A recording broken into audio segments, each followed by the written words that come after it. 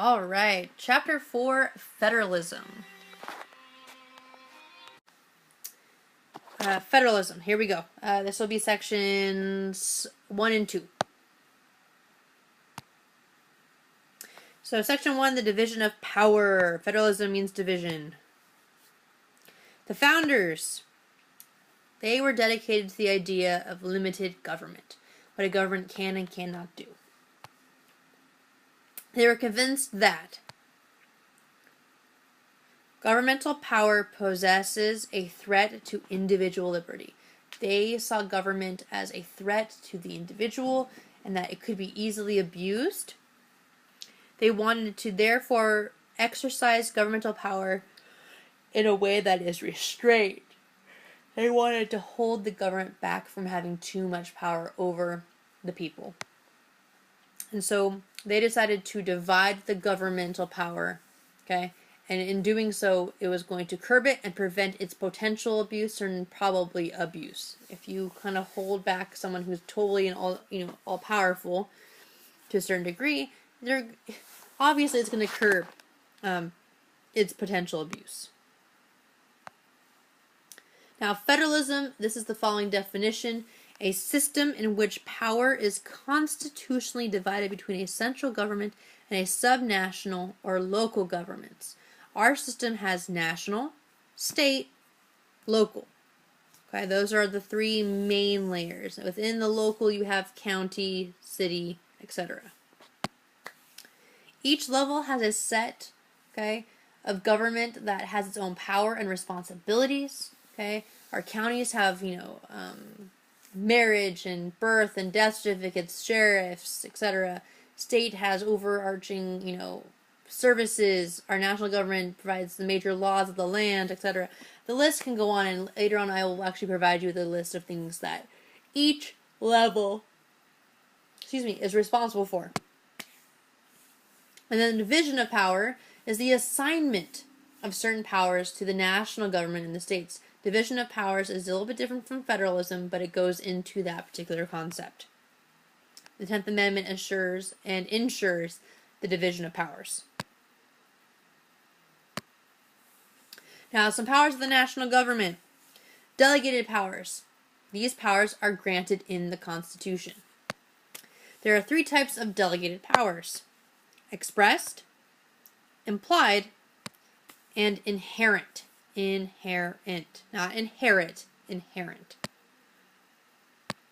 Now, express powers are specific powers granted by the Constitution to Congress, which is Article 1, Section 8, and to the President in Article 2. These are the words that are literally written in the Constitution. The words that you look at in the document are the expressed powers, the literal words written down or typed.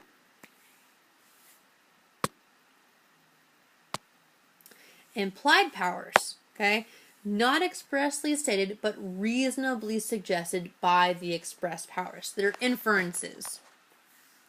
Powers are derived from the necessary and proper clause of Article 1, Section 8. Implied throughout the expansive interpretation of delegated powers, throughout all the different ones that are there, that are being interpreted, and the implied is derived from that. And of course, some examples would be Obamacare. It stems from the Congress's right to tax. They consider the fee that people pay if they're not insured to be a very lofty tax. Military draft is stemming from the provide for the common defense, etc., and minimum wage, general welfare, etc.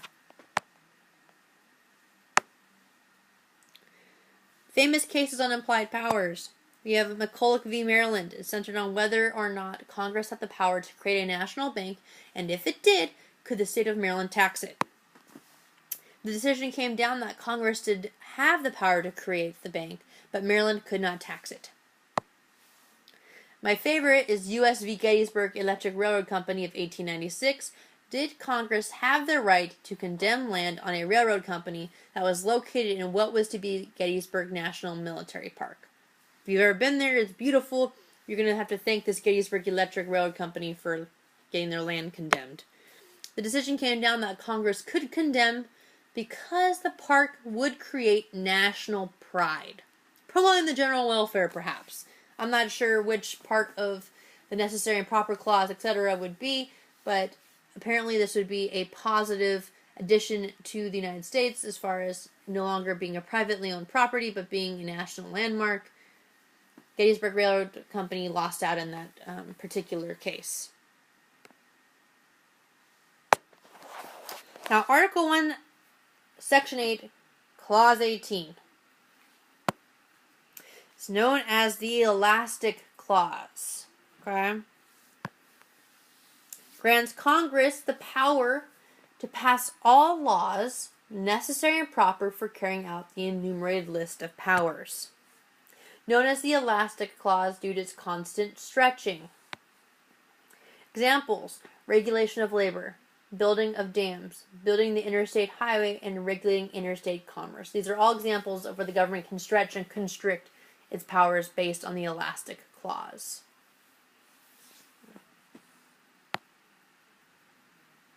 Inherent powers derived from the 10th Amendment to the Constitution that are not specifically delegated to the national government or denied to the states.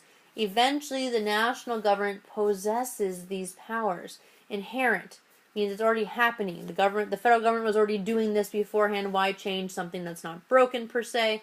So examples would include regulating immigration, deporting aliens, acquiring territory, granting diplomatic recognition of states, and the protection of the nation from rebellion.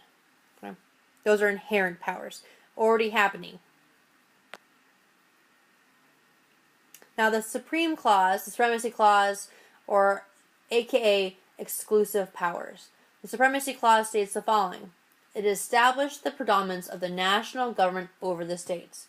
It says that treaties, the Constitution, and laws made in pursuance thereof are to be supreme law of land whenever they come into conflict with state laws or state actions. I use the example of the legalization of marijuana in Washington and Colorado. The federal government can still arrest and prosecute those who possess or grow or do whatever with the drug. Okay? Regular federal raids are happening in Northern California all the time, especially in Humboldt County with illegal grows by cartels, etc. They still conduct federal raids. The federal government still has marijuana as a drug that is banned federally. Okay? So the federal government will always win out against the states when it comes to most laws. It's rare that you'll find the opposite happen. Now, the states, the power to do the following. The 10th Amendment, states are governing for themselves. Okay?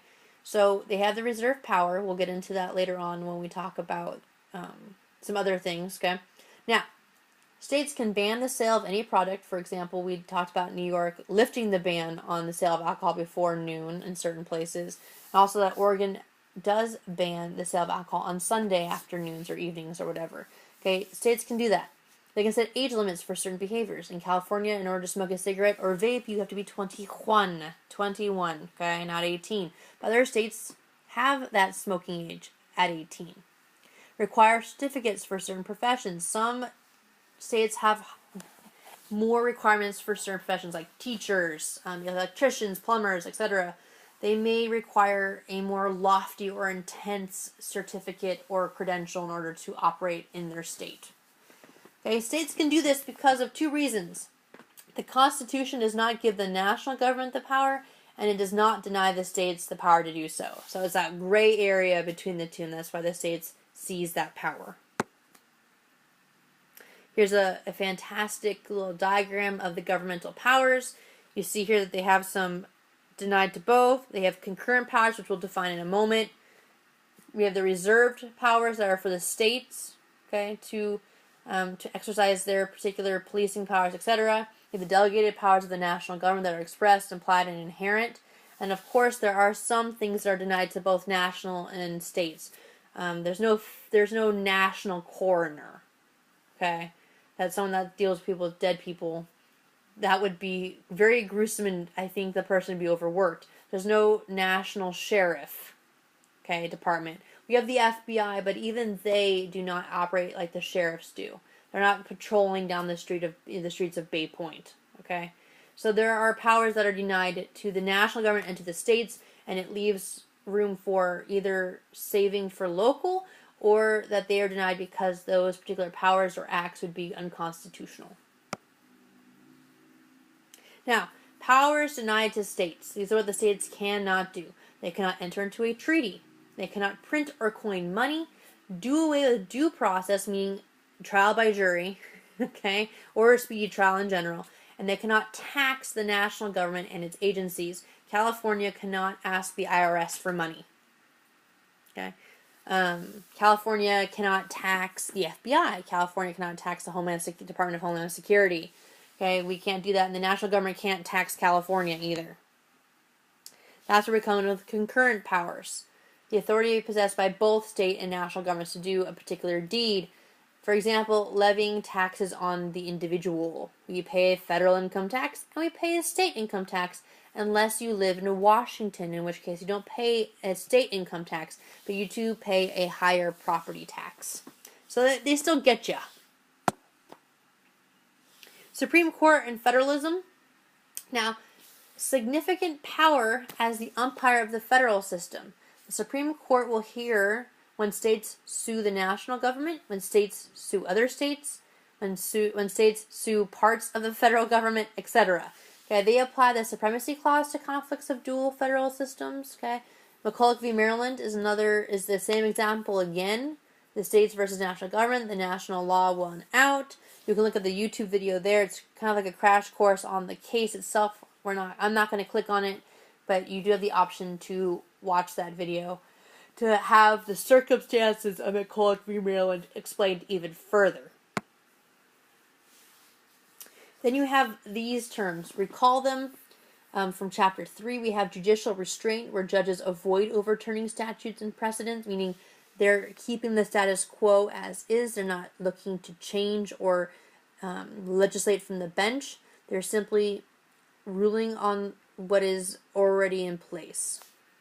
Then you have judicial activism, where judges do not avoid overturning statutes and precedent. They are looking to change things. Usually these are judges that are seen as liberal judges because they're taking or reviewing or overturning what's already been done.